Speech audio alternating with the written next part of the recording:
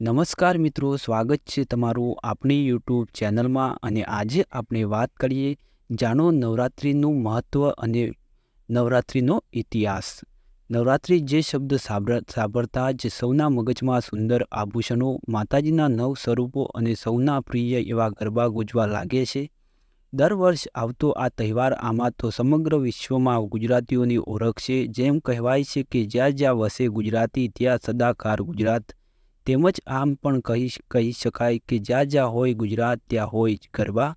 તો ગરબા અને તેના રંગની માત્ર ગુજરાત પરંતુ સમગ્ર દેશ અને અડધી દુનિયા વાકેફ પણ છે અને તેના રંગમાં રંગાયેલી પણ છે. પરંતુ આ નવરાત્રિ શબ્દ ક્યાંથી આવ્યો? નવરાત્રિ તહેવારની શરૂઆત ક્યાંથી થઈ? શું કારણ અને કેવા પ્રકારની શ્રદ્ધા નવરાત્રિની 9 રાત પાછળ જોડાયેલી છે? નવરાત્રિમાં ગરબા સિવાય પણ શું શું એવું છે જે નવરાત્રિના તહેવારનો એક ભાગ છે? આવો તેના વિશે જાણીએ. નવરાત્રિનો ઇતિહાસ. નવરાત્રિનો ઇતિહાસ આમ તો આ અસત્ય પર સત્યના વિજય માટે જાણીતો છે, જેની પાછળ એવી વાર્તા છે કે મહિષાસુર નામનો એક રાક્ષસ હતો, જેનું મુખ ભેંસ જેવું હતું અને સ્વભાવથી ખૂબ ક્રૂર હતો. આ મહિષાસુર ઘણા વર્ષ ખૂબ તપસ્યા કરી અને ભગવાન શિવ તેની આ તપસ્યાથી તેના પર ખુશ થયા અને મહિષાસુરને અમર તત્વનું વરદાન આપ્યું. પરંતુ તેની સાથે ભગવાન શિવે તેને કહ્યું કે કોઈ પણ પુરુષ તું નહીં મરે, પરંતુ કોઈ શક્તિશાળી સ્ત્રી હશે તો તેનાથી તારું મૃત્યુ થશે. જે સાંભળીને મહિષાસુર ખુશ થયો અને પોતાની જાતને ખૂબ શક્તિશાળી માનવા લાગ્યો. સમયની સાથે સામાન્ય લોકો પર અને નિર્બળ લોકો પર ત્રાસ ગુજારવા લાગ્યો અને લોકોને હેરાન પરેશાન કરવા લાગ્યો.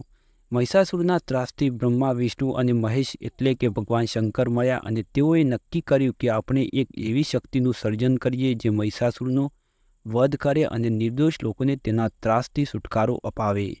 જેથી તેઓ મા દુર્ગાનું સર્જન કર્યું અને તેને દરેક પ્રકારના અસ્ત્ર આપ્યા. ત્યારબાદ મા દુર્ગાએ મહિષાસુરને યુદ્ધ માટે પડકાર આપ્યો, જેને સ્વીકારીને મહિષાસુર મા દુર્ગાએ યુદ્ધ કર્યું અને 9 દિવસ ચાલેલા આ યુદ્ધ દરમિયાન મહિષાસુર અને અવનવા રૂપ ધર્યા છતાં પણ મા દુર્ગાએ તેને હરાવ્યો અને નવમા દિવસે તેનો વધ કર્યો. જેથી નવરાત્રિ અસત્ય પર સત્યનો વિજય અને દુષ્ટ શક્તિ પર દેવી શક્તિના વિજયના રૂપે માનવામાં આવે છે.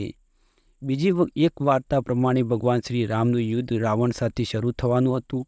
ત્યારે ભગવાન શ્રી રામે મા દુર્ગાના અલગ અલગ સ્વરૂપની પૂજા અર્ચના કરવાનું શરૂ કર્યું અને 9 દિવસે માતાજીના અલગ અલગ 9 રૂપની ઉપાસના કરી અને 10મા દિવસે એટલે કે દશેરાના દિવસે તેમને રાવણનો વધ કર્યો. માટે નવરાત્રિ આસુરી શક્તિ પર સત્યના વિજય તરીકે ઉજવવામાં આવે છે. આવા ભવિષ્યના ઇતિહાસને કારણે નવરાત્રિનું આધ્યાત્મિક અને વૈદિક રીતે ખૂબ મહત્વ રહેલું છે, જેમાં 9 દિવસ માતાજીના 9 અલગ અલગ રૂપની ઉપાસના કરવામાં આવે છે. નવરાત્રિ ક્યારે છે મિત્રો? તો દર વર્ષ નવરાત્રિ અલગ અલગ તારીખ અને તિથિ મુજબ આવતી હોય છે. હિન્દુ પંચાંગ મુજબ આ વર્ષ નવરાત્રિની ઉજવણી 3 ઓક્ટોબર શરૂ થઈને 12 ઓક્ટોબર પૂર્ણ થશે અને 13 ઓક્ટોબરના દિવસે દશેરાની ઉજવણી થશે. તો તમને આ વિડીયો કેવો લાગ્યો, આ ઇતિહાસ કેવો લાગ્યો, કોમેન્ટમાં જરૂર બતાવજો અને ચેનલ પર નવા હોય તો ચેનલને સબસ્ક્રાઈબ કરી દેજો.